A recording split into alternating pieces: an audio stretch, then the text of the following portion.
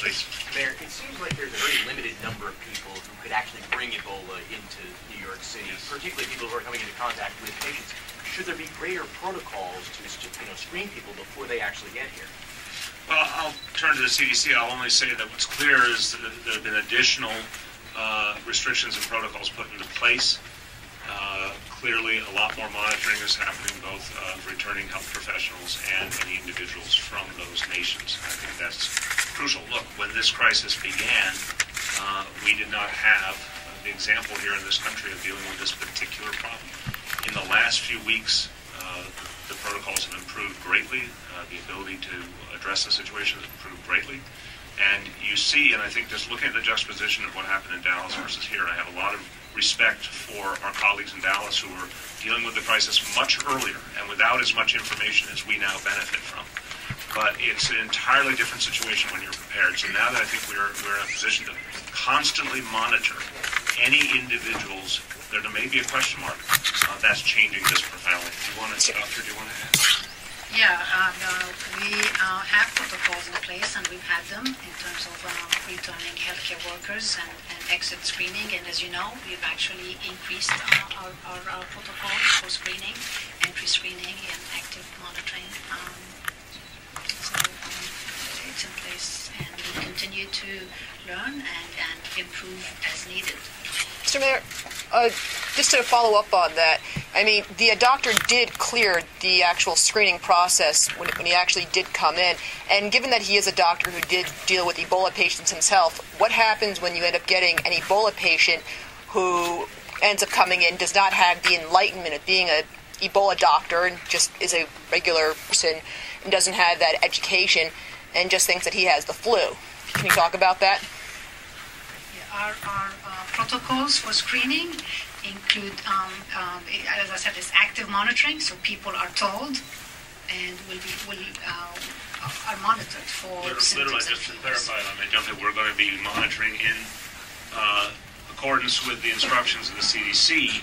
We and other localities are going to be monitoring any individual who has returned from those nations. So we're going to be directly monitored. Okay, let's let the doctor explain. Once we have a confirmed Ebola patient, which we have now, we start with the person's history. And as you've heard, he's a good historian, a very knowledgeable historian, a very accurate and cooperative historian. He's turned over his Metro card and so on. Then we seek to confirm that history. And we ask him all the questions that you've been asking. Who's he been around? What kind of contact have they had? And we try and find everyone with whom he has had contact in particular, people who he's had bodily contact with. And we then try and confirm that the contact was the way he described it, even though we have every reason to believe that he's a completely accurate historian. That's the language we use. So, for example, the car service driver, he reported that he had no contact with him. We speak to the car service driver and see that that story matches. So at the restaurants, at the bowling alley, at the coffee stand, we are verifying that the interactions occurred as the patient described. Remember, this was at a time before he had any fever. The first fever that was documented by this young man who was checking his temperature twice a day was on Thursday, sometime between 10 and 11 in the morning. That was yesterday. Was there intimate contact between the fiancé and the doctor? You know, I would guess so. Let me just clarify. Let's just respect. These are human beings, and they have a right to their privacy.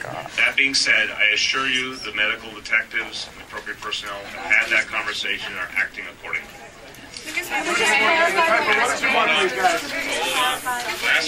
Okay. You spoke about that there will be more monitoring now. What happens if you have a patient or a person who traveled from West Africa who's not so cooperative? What do you do? Are health officials checking in on the passenger manifestos from these airlines? Let me just jump in on one broad gauge point. People have a right in a free society to say what they want, think what they want, but this is also a public health crisis.